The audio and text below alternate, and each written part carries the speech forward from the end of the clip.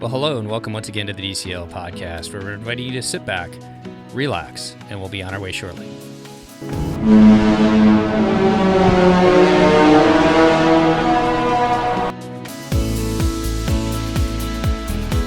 Well, welcome back to the DCL podcast, your podcast to help you and your family cruise a little smarter when the ships are sailing. And I'd like to welcome back to the show our co-host from California, Chris Bright. How you doing today, Chris?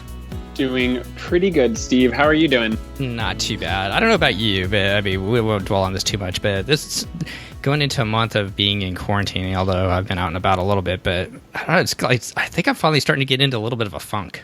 Yeah, actually, a lot of my friends have been texting me that this week has been their funk week, where there's, not feeling as optimistic about their Netflix and couch time as they were a month ago. So, yeah, I hear you. Yeah, well, hopefully this will come to an ending soon. But, before then, let's kind of jump back and talk a little Disney Cruise Line. And I'd like to welcome back to the show I guess that was probably one of the favorite shows that we did. Jimmy from Louisiana. How you doing today, Jimmy? I'm doing great. How are you guys? Pretty good. Yeah, not too bad. I just love that show we did with you and your family's vacations to Eleuthera, Jimmy. And I'm looking forward to, we're going to talk a little Lighthouse Point at the end of the show. That sounds great. I always am up for talking about Eleuthera. All right. But before we jump into that, you guys got to sail on one of the first sailings out of New Orleans. Now, of course, you're in Louisiana. We don't have to stay to we kind of have this like script that we do in our shows, but I thought it'd be just kind of fun. You've sailed with Disney quite a few times. We could just kind of have fun and just kind of see where this conversation goes today. So why don't you remind the listeners what this sailing was, and it was kind of a big one for you guys as well. It was our, we completed the Grand Slam with this cruise. We sailed on all of the beautiful Disney Cruise Line ships. This one just happened to be the beautiful Disney Wonder. It was a 4-night out of New Orleans. It was New Orleans, a sea day, Cozumel, a sea day, and then back to New Orleans. And I really enjoy sea days, and I really like the classic ships. So this one was right up my alley. And it left out of New Orleans for the first time. How excited were you guys when they announced the Wonder coming to New Orleans? I knew when they announced those, I was like, okay, that's a no-brainer. I mean, I can drive. I'm 4 hours from the port, so that's an easy drive the morning of the cruise. So that was actually just a no-brainer. It was just which cruise we were going to do. And this one actually, at the time we booked it, I did not realize that it was 2 days after Mardi Gras when the ship sailed, which that's good. And it also presented some different issues too, which we'll get into later. But it just happened to work out well with me because I have children. My oldest is 27 and my youngest is 18. My oldest daughter has 2 children. They're 2 and 4. And so all of us went on this trip. So, it just worked out so well that I have a son-in-law in law school. My son's finishing his master's degree. And my daughter, like I say, is a senior in high school. So it worked out with school time that we could all go at this time. And I really wanted to do one of these New Orleans trips. And some of my family had never sailed on Disney before. They'd sailed on Carnival out of New Orleans, actually. So this was a time I wanted to kind of compare, which that was priceless, too, when they walked onto the ship and started walking around that first afternoon to see their faces, the difference in the service level and just the decoration on the ship. And they were just blown away by DCL. I bet. I mean, as someone who has sailed on different cruise line, I will say that that Disney wow moment when you first walk into the atrium is irreplaceable. It is, and the thing with New Orleans too is that we don't get the biggest and the newest and the brightest of the ships. By the time they make it to New Orleans, they might have seen a cruise or two. So, so maybe they're not in the best of shape. And I don't know. I've not sailed out of New Orleans. This is the first time I'd ever gone. So, but, just from a lot of my friends and family, have sailed quite a bit, actually, with Carnival out of New Orleans. And I think with Royal, actually, too. But it's the one thing they mention is just the ships are a little bit older and they're a little bit smaller. But, just Disney takes such good care of their ships. I mean, even the Wonder is, 20 years old now or 22 years old? I can't even remember. I got to do my math on it. So 89, 90. So, 98, 99. So I think it's like 21. Yeah, 21 years old. And it looks brand new. I mean, we looked hard around it trying to find, some rusty spots. And I guess if you look hard enough, you can find a few. But, man, it just looks brilliant.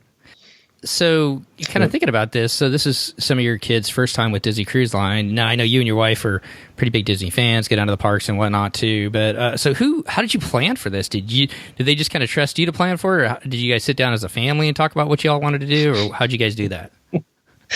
No, it's just, I just asked them some dates. I said, will these dates work? Can you get out of school, for these 4 or 5 days?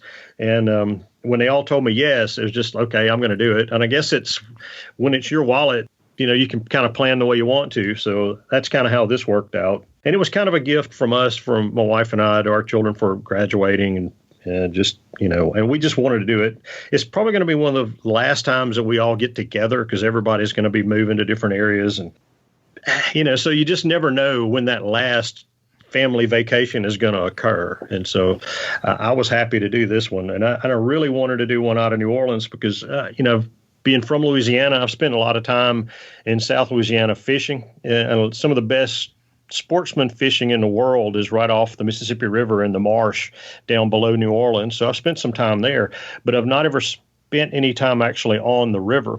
And where I live and work in North Louisiana, I'm only about 30 minutes from the Mississippi River. So, you see it, but you never get on it because it's a dangerous river. You don't just go out on your in your canoe out on the Mississippi if you want to see tomorrow anyway. But, so you don't spend a lot of time on it. So to be able to get out in a ship and sail down from New Orleans to the mouth of the Mississippi was something I'd always wanted to do. And this was one of the chances we got to do that. And I'm telling you, it was great. The only problem was you leave New Orleans so late in the day that you only have a couple of hours of sunshine before the sun goes down, and you don't get out of the Mississippi until about midnight. And so you see the lights on the side, but you can't really see anything.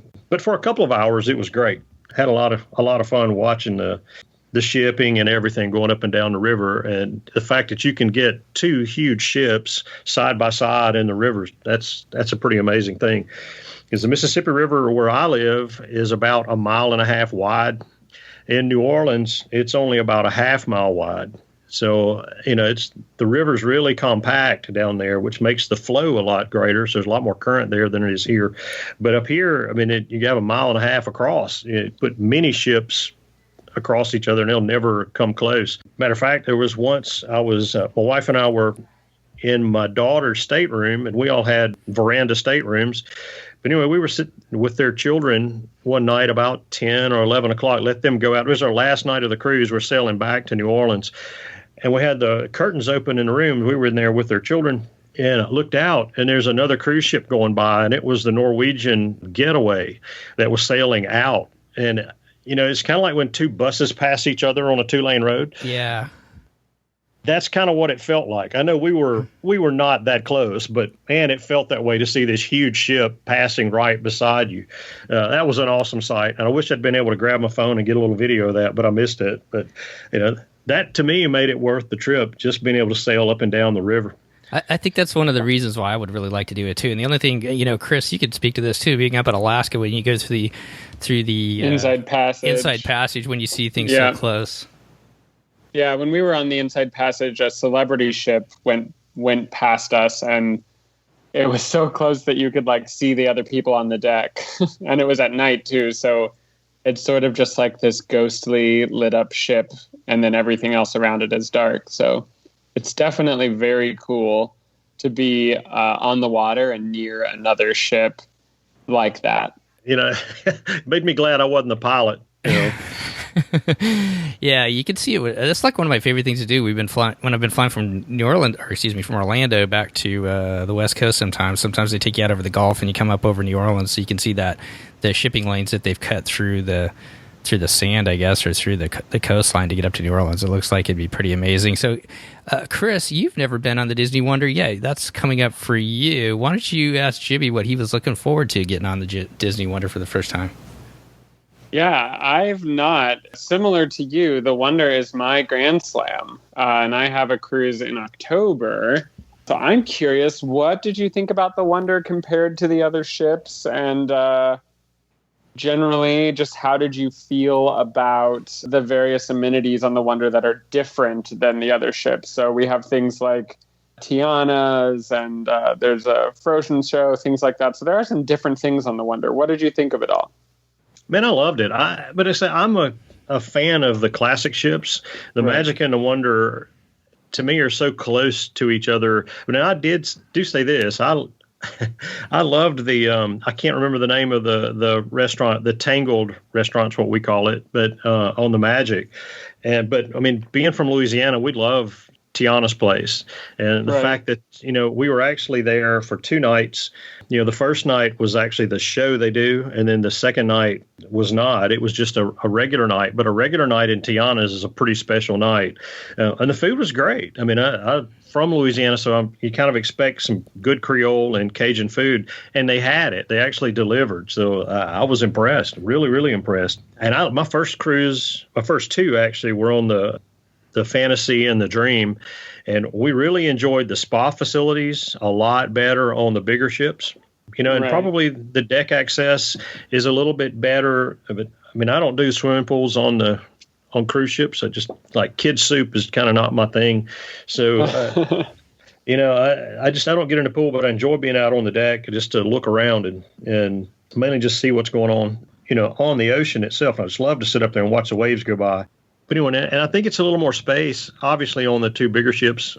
But, man, there's so fewer people on the classic ships.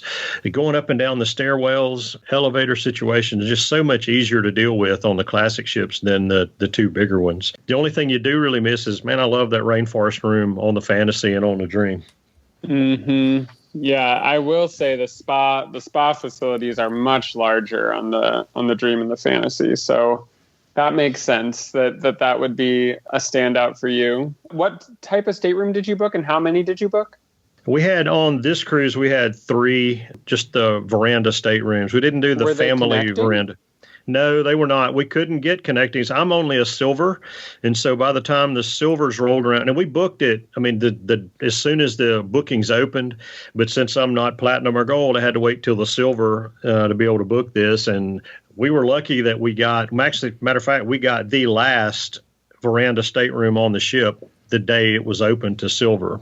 There's some later opened up. I guess people canceled their reservations or whatever. Some later opened up, but there were never any adjoining. So we were on the same deck. We're on deck 6, which I'd never been on deck 6 on any of the ships before, but I really liked deck 6 on the classic ships. Was on 8 on the Magic, but 6 is really, really nice. Yeah, I think 6 is one of those decks where it's like so centrally located. You can easily get to the stuff below or just go up a couple decks and get to the top. It's a really good deck. Yeah, it is. And my wife and I, that's one of our things when we go on a cruise, we we try not to use the elevator at all, just to get a little exercise because, we're going to eat way more than we ever should. 12 meals a day. Yes, at least. Especially when I found out that Pete's Boiler Bites actually has shawarma. Oh, my goodness. And it was like, I did my happy dance when I saw that and I love shawarma. And it was just there all the time, which is probably not good for me, but they say it's good for you. It's got lettuce with it. You can get lettuce. Yeah. It's got vegetables, right? Yeah, that's right. Yeah.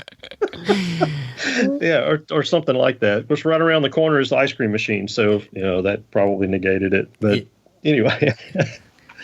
Well, so kind of go back to the food. Did you guys take a chance or take the opportunity to go to Palo this time, or did you just spend the whole time in the main restaurants? No, my wife and I did not. Actually, we couldn't get reservations once we kind of got everybody together to try to decide what we were going to do. Because, I mean, my daughters did not want to miss any of the restaurants. And they definitely didn't want to miss Tiana's when they did the show. So we weren't sure exactly, what nights we were going to have different things. We were kind of afraid to book Palo. And then my wife and I, when we went on a cruise out of San Juan in November, we did the Palo brunch, and we had never done that before. We'd had dinner a couple of times at Palo before, but never done brunch, and brunch was amazing on the Magic. And so I wanted my children to actually be able to experience the brunch. Well, by the time we decided to do that, and there were no reservations available. So we did finally get a couple of dinner reservations just because I wanted to be able to go to Palo. But then when we got on board, I'd heard you could go down, I guess, to Azure to where they're actually doing the restaurant change requests and things. And so we went down there as soon as we got on the ship. And they had plenty of openings for both the dinner reservations and also for the brunch on both of the C days. So we got a couple reservations for them. So my children got to go, but my wife and I did not. We kept grandbabies, which was great for us while they went to Palo Brunch. And what do they think of it? Oh, they loved it. They absolutely loved it. Yeah, it was a great experience. And to me, we've been to Remy. Remy is probably the best dining experience I've ever had. And I love to eat, but I mean, Remy was just outstanding on the Fantasy. And so, that I compare everything to Remy, and Palo's a pretty close second to that. But the Palo Brunch was so good, and all of them came back and had said, this was probably the best meal we've ever had, just because of the variety.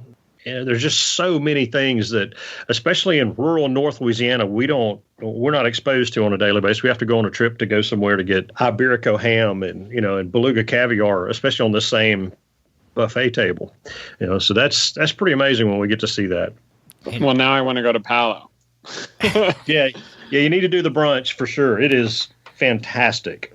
Yeah. Brunch is definitely my favorite version of Palo, though dinner's pretty good too. I think just all around, if you are on a cruise and you have the opportunity to go, you should do it. Oh, I agree. Yeah, I completely agree. So thinking about a big group like yours, Jimmy, you've got, the grandbabies and then you got your older kids as well. How did you guys kind of fill out your days like in those C days? Did you guys do some stuff as a big group? Did you kind of go and do your own things during the day and then come back for dinners? Or how did the cruise kind of go with a big group like that? Yeah, we really didn't do anything. We didn't plan anything together on the C days. Everybody just kind of did their own thing. I think the only thing I did with any of my children on a C day, other than just hanging out, playing ping pong or playing basketball or, just hanging out by the pool, I don't think we did anything other than my daughter and I went to a Anyone Can Cook lecture and learned how to make apple strudel. Actually, we learned how we could probably never make apple strudel. But anyway, it was a lot of fun. But that's the only thing we really did together. Everybody else just kind of did their own thing. And then we'd come back either for lunch, we'd get together, or for, for the evening dinner. We had early seating for dinner. And then even after that, I don't think we did an awful lot together. There was an entertainer, and for the life of me, I cannot remember his name. We saw an entertainer together once, and I didn't go see Frozen. I'm not a Broadway guy, and I don't mind it. It just, I had other things I wanted to do, so I didn't go there, but everybody else did. So, we just everybody did their own thing except for mealtime, and then we got together for meals. If you're on a cruise with a bunch of family members, getting to just sort of like do what you want and everybody's sort of coming back together at dinner time, that feels like one of the reasons why cruising is such an amazing vacation option for families. Oh, it is. I mean, this is great. And we have such diverse interests too. To get us all together, and we do Disney World together, and we do that as one big group, and we never have any issues with that. But the cruise is so much more relaxing. And man, I love cruising. It's just because of that, probably, and with your family, it just makes it that much easier. Everybody can do their own thing and entertain themselves or be entertained and then come together as a group for dinner. And it was great. Now, your daughter is 18. Did she do any of the 1820 Society or do any of the young adult activities that were available on the ship? No, she didn't. I think she's kind of bummed, I think, because the last cruise we went on was on the Dream, and we took one of her friends with us, and they were almost 17 at that time. And we're in I can't remember, is it Vibe or Edge? I can't remember which one it is. Vibe is for the older kids, and Edge is for the tweens. So they were with them, and there was a group of about 12 or 15 in there, and they all hung out together. I mean, and we didn't see her. We'd see her during the day, and she had to come back for meal times, but the rest of the time they were gone. And and they'd come in, I think it closed at 2 a.m., and so that's when we'd see them. I'd let them stay out, and they could stay out till 2. But she was kind of bummed she couldn't do that, and she didn't want to do any of the 1820 stuff. So she and her brother kind of hung out together, and they did some trivia and went to some of the other shows. I think they all went to Match Your Mate while we kept grandchildren. Oh, there was like a Wheel of Fortune type show they did, and they did, some other things together. So she was very well entertained. I don't think she missed anything by not being in a kids club and not doing the 1820 Society. Sounds fun. I think it's fun to get family time in there too. It was, yeah. And to me, that's the beauty of the cruise. Like you said before, it's such a great opportunity for families. That way you do not have to do everything together, and you're still kind of together. So if you need anybody, you can certainly get them. So one thing that we really have talked to about a long time is the app and the chat feature. Did you guys use that very much as a group? Were you guys able to stay kind of in contact, or it sounds like you kind of just did your own things. You came back at dinner anyways, but did you guys use that at all to kind of keep in touch with each other? My wife and I do. We use it a good bit. As we always carry our phones with us, but my others, heck, they don't answer text messages when we're at home. So, I certainly didn't expect them to answer anything when we were on a ship. But, we all kind of got together. Since they have small children, it was pretty easy to find my oldest children and my oldest child and her husband, because they were either in the pools or in the room, which they did not use the kids clubs very much. It's not because he didn't like them. He actually did enjoy the kids club. The older one, who is 4, he had a good time there, but he only went a couple of times because there was so much other stuff to do, and they were always in the splash pad or in the pool or just fooling around on the deck, just having fun. I think they did. They met. I can't even name all the characters that they met and had pictures with. So they filled their day doing family stuff. So it was, we didn't really have any trouble finding them if we needed them for anything without having to use the chat feature. But it worked really well for my wife and I. We just didn't talk about that for quite a while, have we, Chris, as far as you like keeping in touch? So it sounds like it's still working pretty good. So that's good to know. Let's see, what else about the ship should we talk about, Chris? Okay, so we've hit on food, hit on the room type that you were in and just the general state of the ship. But I would be curious if there were any sort of like memorable cast interactions, or like, maybe you really liked your server, or maybe you had like a really good experience with guest services, just anything that was like memorable with the cast members.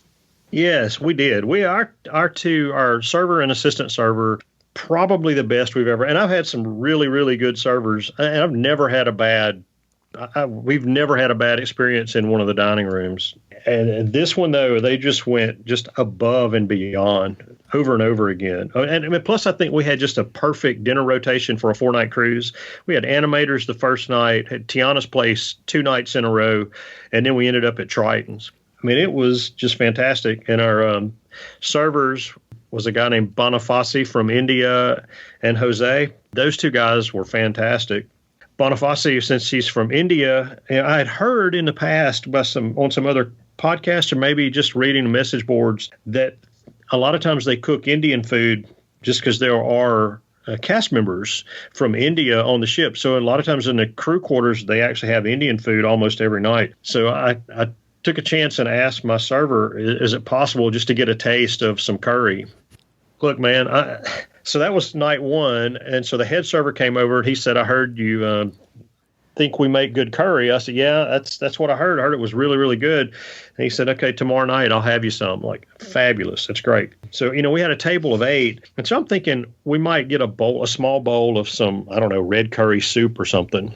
For the next 3 nights, we had a huge bowl of curried vegetables and another bowl of curried chicken and another bowl of basmati rice, big enough for all of us to share, with leftover everywhere. Of course, I didn't know they were going to bring that till after we'd ordered our appetizer and dinner, so we had all of that on the table. So, okay, that's first night. I had no idea they're going to bring it again the next night. Had curried shrimp with rice and naan bread. It was fabulous food. And that would have been enough. But again, we'd already ordered our other food. And then the third night, they brought this huge bowl of curried rice. I just cannot say enough about them. My grandson went to sleep the first night at Tiana's. He just was worn out after a sea day. And he passed out in his plate. Literally and I didn't notice, he had his head down on the edge of his plate asleep. And so our server saw him and came over, put 2 chairs together and laid him across the 2 chairs, and then got a tablecloth and covered him up with a tablecloth. So he slept through dinner. And like I say, we didn't even know that he was asleep. That was bad on us. But my server came and took care of him. But, it's just stuff like that. And just every night they were there, always had our drink orders waiting for us on the table. Just fantastic smiles. Just anything you asked for, they tried to do. And it was a fantastic. I can't say enough about those two guys against Bonifacio and Jose. Chris, have you ordered the curry before? I've never done it, though. That's a hot tip from many guests on this show, I feel. I think you kind of run into the same thing, that they bring you so much food. I mean, it's like a meal in and of itself on top of the meal that you already ordered. Yeah, it was a meal for 8. It was enough for all of us. I mean, and they brought it every night. They brought it right after we'd had our appetizers. Okay, so I'm like, man, you finish this, and then they bring out the other plates for your entree. Like, holy cow, what am I going to do with all this? I guess I'm going to eat it. And that's why you take funny. the stairs, right? That's exactly why you take the stairs. Yep. Well, this is a 4-night cruise, like you said, Jimmy. We didn't. I've been really bad lately about talking about what like the overall dates, or the overall theme of the cruise. But you kind of talked about it, I guess. You left New Orleans the first night, then you get your day at sea, then you go to Cozumel, a day at sea, back to New Orleans. What did you guys have planned in Cozumel with a big group like that? Did you guys all want to kind of do the same thing, or what were your thoughts? Well, we all want to kind of stay together, so that's one thing we did want to do. And Disney does not have a lot of excursions that include 2 and 3-year-olds. Usually have to be, 8 or at least above 3 for most of them, and then above 8 or 10 for a lot of them also. So Disney really didn't have one that we were interested in. So we booked this on our own. It's a place called Nachi Kokum, which is just an all-inclusive beach resort. It's about, it probably took us 20 minutes in a taxi from the port to get down to Nachi Kokum. And it's a really nice beach, really nice swimming pool. It included lunch and included drinks, had hammocks, a lot of seating. It was very nice. The one thing I did like about it, though, since we had such young children, is that it's one thing it says in their advertisement, it says, you will not find a spring break attitude here. I'm like, okay, that's good. So I don't want the spring break attitudes. It worked out great for us. And the only thing was it was a little bit cool that day. So I think the temperature was about 65 that morning. That afternoon, it got up to about 70 but it was pretty cool. It was too cold to get in the water for me, but it was okay. I mean, the food was pretty good. Everything there was good. The servers were nice. We didn't have any issues there at all. For people with younger kids like that, if it was a little bit warmer, how's the water there? The waves pretty big? I've never been to Cozumel. I think you have, Chris, haven't you? No, I've actually never been, though. Cozumel geographically is very close to Grand Cayman, so I would imagine it's similarly warm, pretty blue water. But how are the waves for younger kids? I'm sorry, I keep jumping. It depends on which side of the island you're on. When my wife and I went on our first cruise with Disney, we were on the Fantasy, and we did another excursion that went around to the east side of the island. Nachi Kokum is on the west side, which is between the island and the mainland of Mexico. So there really did not have any wave action whatsoever. On the eastern side of the island, it's pretty big. You really probably don't want to get in that at all. So, but no, it was really, as far as children go, I can't recommend that any higher. They had a trampoline. They had some other things just for kids. Seemed like a really safe environment for them. Other than being a little bit cooler, especially for you guys down south, it sounds pretty warm to me right now. Being from up in the north, a nice 70-day down in the tropics would be pretty nice, but it's slowly warming up here. But anyway, so you guys come back on board. I guess before we get back to New Orleans, I got a question about New Orleans quick before we finish up and talk about Lighthouse Point. But was there anything else you wanted to touch on with the cruise itself, Jimmy, as you guys head back to New Orleans with that last sea day? Being from Louisiana, I'm like I say, I'm from North Louisiana, which is almost like being from another state from South Louisiana. We're so different. I call this area Redneck Louisiana, and that's Cajun Louisiana and around New Orleans. So it's just a little different vibe, especially right after Mardi Gras. Schools in Louisiana, at least in South Louisiana, get out for a week for Mardi Gras. So this cruise was packed with kids. When I'm telling you it was packed with, I've never seen this many children on a cruise ship before, which is fine. My kids were there too, along with my grandchildren. So, but it was really, really full of children. So the other thing too, just being the week of Mardi Gras, it's not unusual on any day in South Louisiana to see somebody having a Budweiser with their cornflakes. This one being during Mardi Gras was a little different from that even. So, it was just a little different vibe from what you normally see on a Disney cruise. And I think it had more to do with Mardi Gras than it did have to do with, just the New Orleans area. But yeah, it was a little bit different. It was a little more rowdy, where you had, sometimes just groups of kids of 15 or 20 together, of teenagers, running up and down hallways and things, which, it doesn't bother me that much. It bothered a few people, I think, that commented on the cruise. But it's okay. It's just something to look out for. If you ever do cruise from New Orleans and you do it during Mardi Gras week, your ship is going to be full of teenagers and kids. So just be aware of that. Really the only other thing I was going to notice is we just had a good time, man. It was just a really good time. We did get to see what happens when a kid pukes in a pool and how Disney cleans that. Yeah, I got to see that 3 different times. So that was interesting. It's a really thorough cleaning process. I will give you that. So Disney, they take care of that. There's no doubt it's clean when they get finished. So that was interesting. But other than that, man, it was a good cruise. Like I say, to me, probably the most interesting part of the cruise, other than the fact it was on a Disney ship, which I love, was just going up and down the Mississippi River. Yeah, that was just so interesting to me. So, and I think you said this at the beginning, you guys didn't spend the night in New Orleans. You just drove down there the day of the cruise, right? We did. Okay. Yeah. And I know, not that you live in New Orleans, but would you have any recommendations for people that are coming down to New Orleans as far as where to stay, like in the city? You don't have to say a specific hotel, but in the city or outside of the city, do you have any recommendations for that or things to do? I do. Actually, to me, we go down to conferences a good bit in New Orleans, and they're at the convention center, and the convention center is actually right at the port where you get on the ship. You actually have to drive around the convention center to actually get to the river to get on the ship. So we stay down there a good bit, and it's in they call it the CBD, or the Central Business District, which is not in the French Quarter. It's adjacent to the French Quarter. So, and if you want to go down for beignets, if you're going to go down to Café du Monde, which I highly recommend, you just jump on the streetcar and you can go down, or easy to grab a taxi or an Uber also. And or if you want to walk, it may be a 10, 15-minute walk from the CBD. Fantastic restaurants all through there, but you're also out of the area of the quarter. And the French Quarter at night can get a little rough, depending on the time of year that you're there.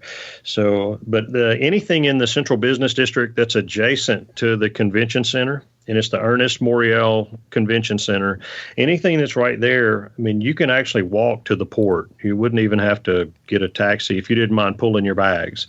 That's pretty close. Plus, one of my favorite things to do in New Orleans, which I didn't get to do this time, is to go to the National World War II Museum. It is fabulous. If you have any kind of history buff at all in your family, or if they've done any studying on World War II, it is worth at least a day to go to the World War II Museum. It is a fantastic place.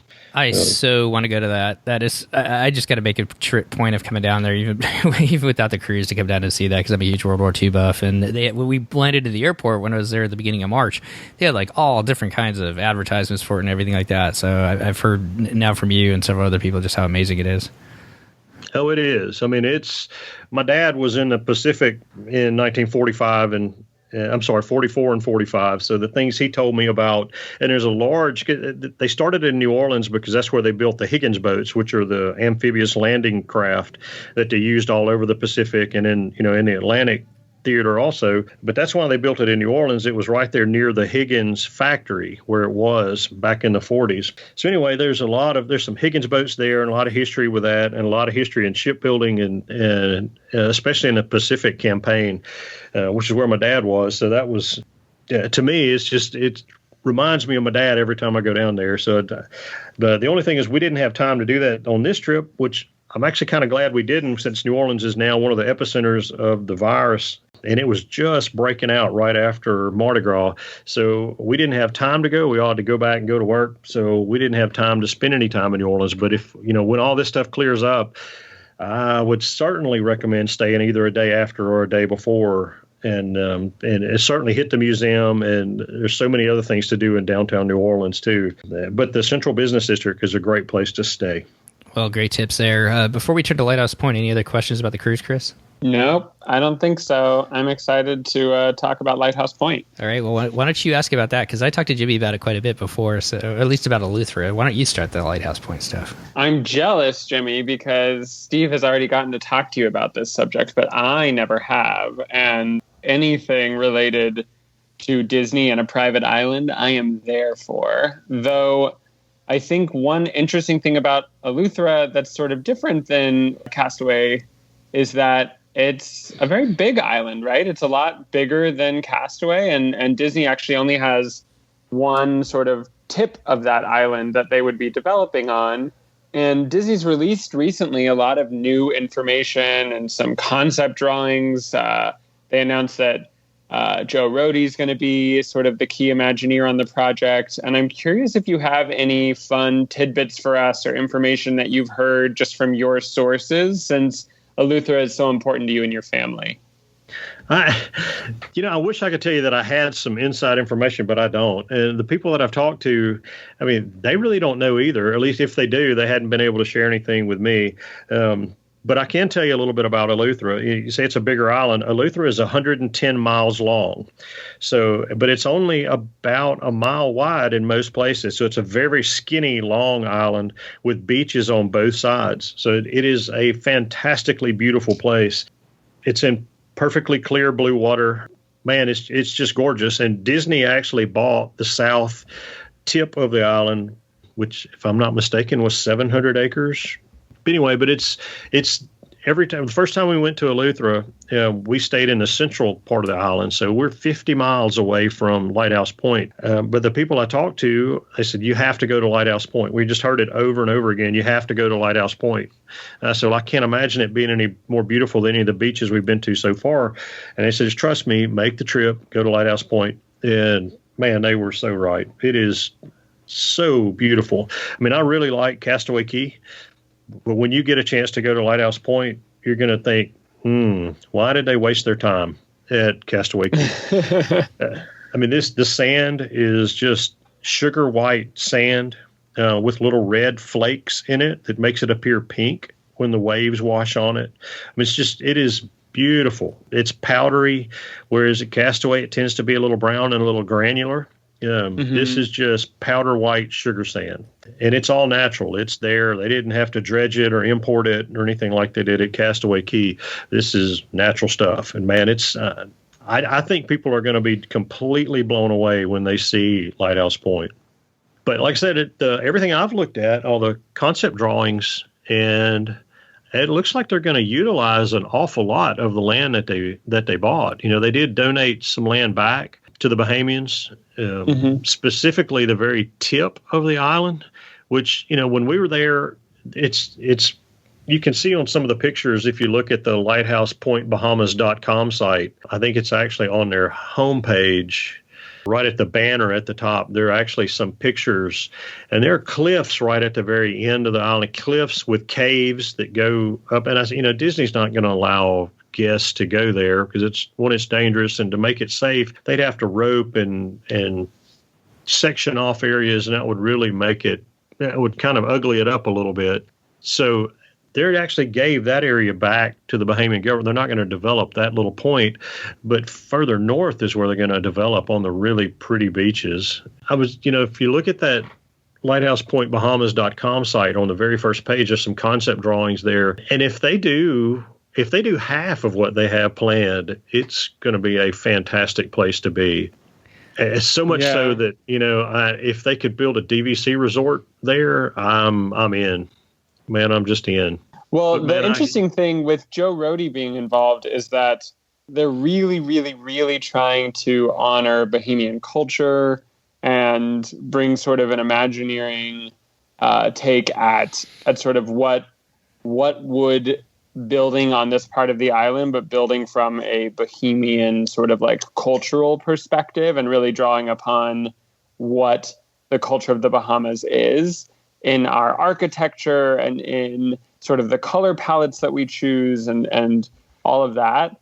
I think that's something that Castaway, is sort of missing, right? Castaway has a different storyline and a different sort of backstory, more of like I don't know, people maybe on a shipwreck and like surviving an island life.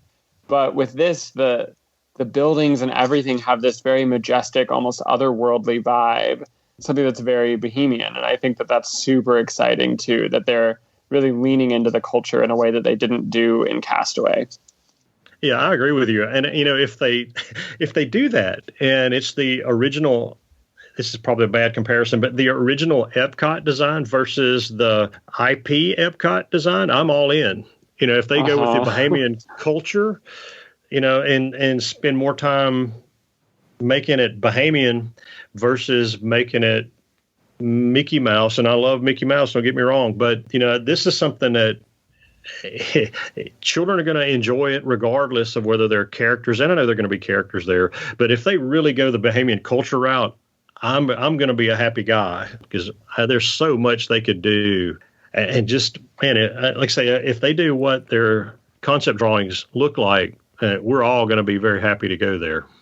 Well, and I don't know how much our listeners are into like nerdy Disney Imagineering fandom and all of that, but we keep talking about Joe Rohde, and the reason why that's a big deal is because the theme park that was his sort of like baby and design-wise at Walt Disney World is the Animal Kingdom. And if you've ever been in Animal Kingdom, you know that the attention to detail and the authenticity that they created when you're in Africa and you feel like you are for sure in an African village, or when you are in Asia and you feel like you are for sure trekking through an Asian jungle. All of that is because of Joe Rohde and the attention to detail that he pays to sort of like setting things in a place and a time and a perspective. And I think having him on this project is going to help ensure what we were just talking about, that this really does become a cultural experience about authenticity and not just, to your point, about IP. Because while Moana's pretty cool and Lilo and Stitch and other Disney Island movies and IP, it almost doesn't really matter when you look at the natural beauty and the cultures of the people who live in Eleuthera. Exactly. Yeah, you nailed it right there. You're exactly right. Now, I will say I had some pretty strong fears and misgivings about this when I first heard about it, just because of the development. You don't know. When it's already such a beautiful place, you just really don't want anything to happen to it. But when I heard that Joe Rohde was actually going to lead this, I did feel better about it. I felt a lot better about it, because I think he will respect the culture and respect not only the culture, but also the environment that's there, because it is so pristine now. And I think they're only just going to enhance it to the point where we can enjoy it without, because it's a pretty dangerous ride down to get to Lighthouse Point. It's several miles down a very unimproved dirt track. You got to have a pretty good vehicle to get there. But it's such a beautiful place. There's nobody there because it's so hard to get there. And plus, Eleuthera is pretty sparsely populated anyway, and it's a long way from anywhere to get to Lighthouse Point. However, once you're there, you don't want to go. The last time we were there in June, we met a girl from Germany, and she had actually walked. She had hitchhiked the 50 miles down to Lighthouse Point. She'd gotten a ride, but she ended up walking about 20 of those miles. And I asked her, why did you do that? And she said, well, everybody told me how beautiful this was, and I heard about it in Germany. And so I was not going to make a trip to Eleuthera without coming all the way to Lighthouse Point. And she didn't have a ride back. She just rode down there. So she said, are you going north? I'm like, yeah, we're going north. We'll take you back. But yeah, she was so determined. She was willing to walk that far to see Lighthouse Point. It's that magnificent. Well, and we will get the best ride of them all one day. Yes. Which is a Disney cruise ship. Absolutely. Yeah, that's it. I've been there one time by boat. We didn't actually land. We did some diving off of Eleuthera, just north of Lighthouse Point. That's a fabulous way to get there. Kind of looking at like some of the concept art that they have, if people are thinking this is going to be Perfect Day at CocoCay, I don't think that that's in the cards, as you guys are kind of talking about. And some of the things that kind of excite me, and I'm not sure if we'll have access to this, is they actually have a conservation center that they're opening up to, that they're going to be running. So I'm not sure. I get it. It's kind of a beach day, and that's what a lot of people want to do. But there's a lot of families that my wife and I were talking about it. Give us a couple hours on the beach, we're good. I would love to be able to go up and see what they're doing in a conservation center, and I would really love it if there was some way that they could work in, like a scuba diving excursion around some of those points as well, Jimmy. I think that's definitely in the cards, because one of the things that they talked about is they have started this thing called Access Accelerator for Small Business. And what it is literally a small business development center where the Bahamian Chamber of Commerce, along with some people from Disney, are going to come teach tour operators essentially how to be tour operators. And that's starting now, because South Eleuthera, unlike Cozumel or Grand Cayman or just about any other cruise port you go to, there is nothing in South Eleuthera. There's jungle and there's one road that goes up and down. You have beaches on both sides, but there's nothing down there. So it's not like you're going to get off the ship and walk around the port, because there's not anything. So they're going to have to actually teach these people how to run a business and actually how to conduct tours and do it safely.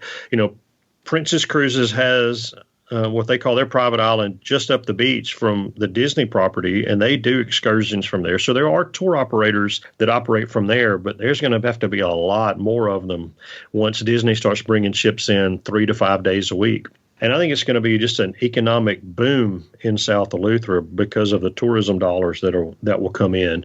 But there's so many things to see in Eleuthera that are not, like you said, not the beach. There are caves. There are all manner of what we call blue holes, which are just holes in the island that fill with salt water. And somehow or another, marine fish get in there. So, it's a saltwater pond in a rock, essentially. And some of them are very large, some of them are very small, but they all have fish in them. And how...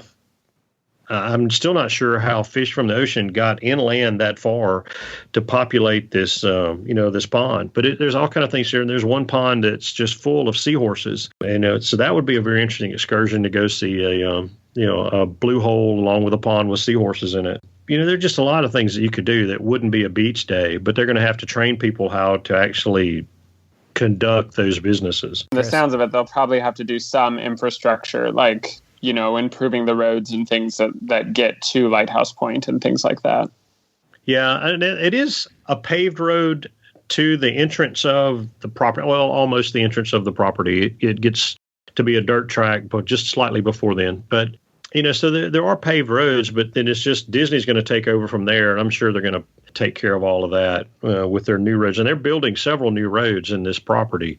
So I don't think that's going to be an issue as far as getting out of the property to go on an excursion somewhere else in Eleuthera. And I'm just anxious to see what all they're going to offer, because we're only, 2 to 3. Well, with what's going on in the world now, we don't know how long it's going to be before they open this property up. But yeah,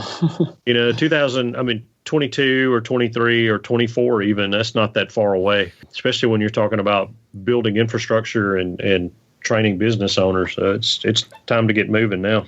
And I didn't want to take anything away from Perfect Day at Coco Cay, because there's definitely going to be a lot of beach stuff there, too. They've got an art and cultural center. They got 3 different beach areas for families and people to go and experience. And it looks like, for Christy, they're going to build some more cabanas for her, so she'll have a place to rest and enjoy her day on the beach. So there's definitely going to be more of that as well. But I'm excited for some of the possibilities of some of the different things and different excursions that they might be able to bring when you go and stay there. So anything else about Lighthouse Point that you've seen, Jimmy, that we haven't touched on yet today? No, I don't think so. I just think it's going to be such a different experience from Castaway Cay that people are really going to love it. And I think the cruises that go there after word gets out, and after they start showing pictures and you have video of what Disney has done and what they built, those cruises are going to be at a premium, I believe. They will. I also think if they ever do a stop at Castaway and a stop at Lighthouse Point, what those cruises might be like, because I'm sure some of their ships will stop at both of their private islands. A 4-day double dip there would be that would be pretty interesting. That'd be pretty pricey, I'm thinking too. Oh yeah, and the funny thing is that's all in Disney's interest, because they get to keep a lot more of the dollars spent on their properties than if they're stopping at a port where the cruise guests are going out and spending money somewhere else. Absolutely. Yeah, and they have a lot of money to recover right now. Well, they need it, yeah. Yeah. The concept art is interesting, and the thing about concept art is it's always there just to give you like a sense of something, but not like firm details. If you look at early concept art for almost any attraction, a lot of things change. But one thing I noticed in the concept art for Lighthouse Point is that they do seem to look like they have water play areas that are inland, maybe even up into what would be like a water park.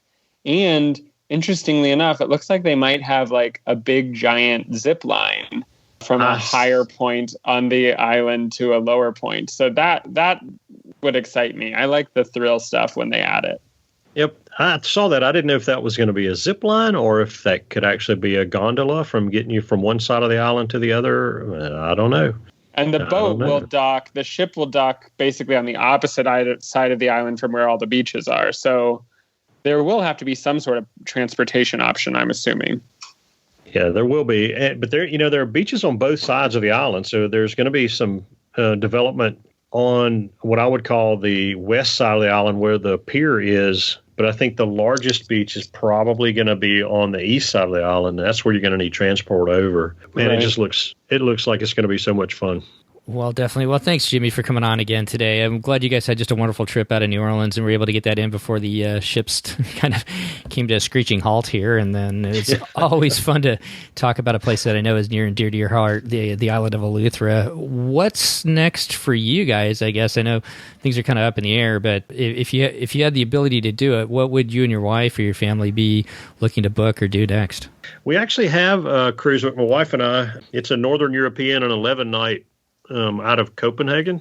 Never been to Europe, so we thought this is going to be a great time to go. And we did on our cruise out of San Juan, we booked, I guess, a placeholder. And so, like, man, what a great way to go on a big cruise out of Copenhagen. So, but we don't know. I mean, who knows what's the future holds there? I don't know if we're going to keep that one or, who knows? When you hadn't worked in a month, you kind of get in a little funk like you talk about. So we don't know exactly what the future holds, but that is actually booked in the future. But I don't know if we're going to be able to hang on to it. I sure hope so. Is that this year or next year? I hope so too. Yeah. No, it's next year. It's in 21. Okay. All right. Well, there's more hope for things next year than this year. There are. Yes, there are. And we may all be in a little bit of a funk right now, but I know that we're going to come out of it. And when we do, things are going to be a little bit different. But as Chris said, I mean, I couldn't imagine having a better ride to go visit the island of Eleuthera than being on either the Beautiful Disney Fantasy or the Beautiful Disney Dream or one of those ships out there. Yep. Or the Beautiful Disney Wish. Yes, the Beautiful Disney Wish. That's a whole other story probably in and of itself as to when that's going to come out, but we'll leave that for another day. Anyways, all right, well, as we get out of here tonight, once again, thanks again, Jimmy. Really appreciate it. Really appreciate your passion and all the stories you have to tell about your family's trips, and we look forward to talking to you before that 2021 cruise, because that's a little bit of ways away, so we'll definitely have you back on for something between now and then. Sounds great. Enjoyed talking to you guys anytime. Thank you. Well, that's going to wrap up our show today. Once again, I really want to thank Jimmy for coming back on and sharing his and his family's experience as they sailed out of New Orleans on the beautiful Disney Wonder. And of course, talking about Lighthouse Point as well. If you would like to hear more about his and his family's experiences on Eleuthera, which is where Lighthouse Point is going to be located, you can go back to episode 106. I'll make sure that I put a link for that episode in the show notes. So go back to episode 106. You can find out all of his experiences as they vacation on the beautiful island of Eleuthera as well. If you'd like to help support our show, you can do so via our Patreon program. You could go over to patreon.com/DCL podcast and find out all the information there. If you would like to be a guest on our show, you can reach out to me, Steve, at DCLpodcast.com, and we'll get you set up to either talk about your experiences with Disney Cruise Line, Adventures by Disney, and we also talk a little bit of Run Disney as well sometimes. Well, between now and our next show, if you are heading out on some type of staycation or adventure somewhere, on behalf of myself, Steve, Christy, and Chris, all of us here at the DCL Podcast, we'd like to thank you for coming back and taking a listen, and we wish you to be well out there, all of your families be well, and we'll see you next time on the DCL Podcast. The DCL Podcast is not affiliated with the Disney Cruise Line, Walt Disney Company, Adventures by Disney, or Run Disney. All of the opinions expressed on our shows are those of the hosts and the guests who appear on the show. If you have any questions about any of these products, please contact the Walt Disney Company.